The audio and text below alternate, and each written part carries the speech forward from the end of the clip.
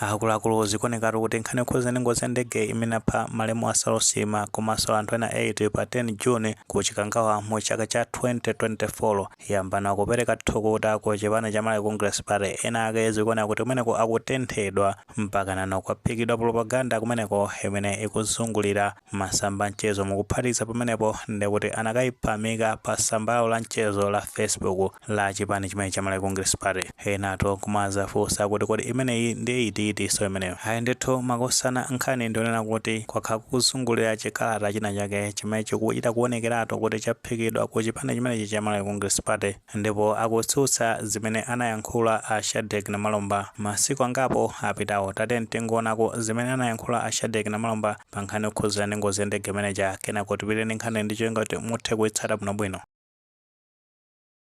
Titero kuti imfa ya amene anali vice president Achilima ndi akuluakulu ena amene mu anthu 8 amene anafera ku Chikangawa pa ngozi ya ndege ndi imfa yowawa, ndi imfa imene imatipangitsa tsemwe kudzidzimuka kuti zinakhala bwanji, ndipo tonsefe amalawi tikufunitsitsa tidziwe bwinobwino chinachitika ndi chani, amene anapanga zinthu zoyenera ndi ndani, zinthu zosayenera ndi ndani, kuti imfa imene sidakakhala ndi mpata mwina kuti anthu anakatha kupulumuka kapena kuteteza kuti sachitike.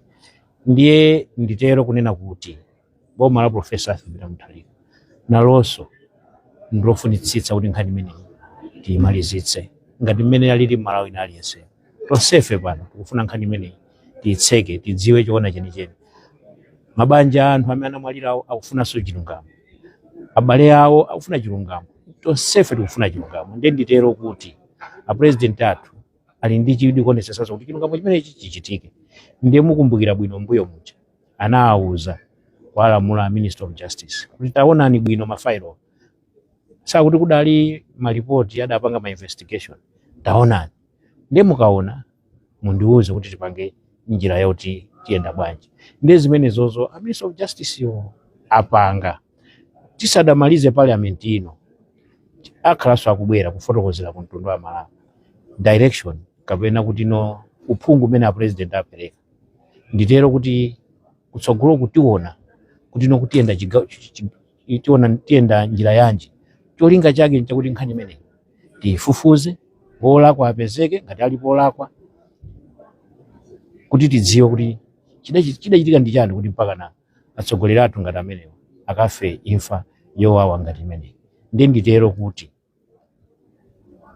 tikumvetsa ngati boma kuti tiyenera kufulumiza nkhani imeneyi. Chabwino taona komanso tamva zimene anayankhula Shadrack Namalomba pa nkhani yokhuza ndi ngozi ya ndege manager pamene akuyankhula zonena kuti aboma kapena kuti usogoleri wa chipani cha Democratic Progressive Party nkhani imeneyi sungangoyisiya popanda kuyimalizisa bwinobwino kuti anthu aziwe chilungamo pa nkhani imeneyi, kuti kodi ena ake anatengapo dzanja panali foul play kapena china chonse china chabwinobwino. Ndipo tengera ndi imene akuyankhulira pamene akunena zona kuti amakhala kupanga ma recommendations akati yoncho afotokoza mtsogoleri wa dziko Peter Mutharika ameneno apereke no final decision kuti pitani kafufuzeni kapena ayi china chonse chili bwinobwino. Komano ndi mmene akuyankhula panepa akuti anthu amene ajawo ndonena kuti anali ndi national interest sangangopita ngati nkhuku ngati mmene anapitira moja. Nawo posatira zimenezi kwaphikidwa chikalata chimenecho chimene chikuoneka kuti chikuzungulira kwambiri masamba mchezo masamba a chipani cha Malawi Congress Party. Media team ya kumeneko ndi mmene ikugawana chikalata chimenechi, ndi chikuona kuti mmene chimazungulira abomaso chinakafikira mpaka nano anachilemba pa sambalo la mchezo la Facebook la Government of Malawi official page imene ya boma la Malawi,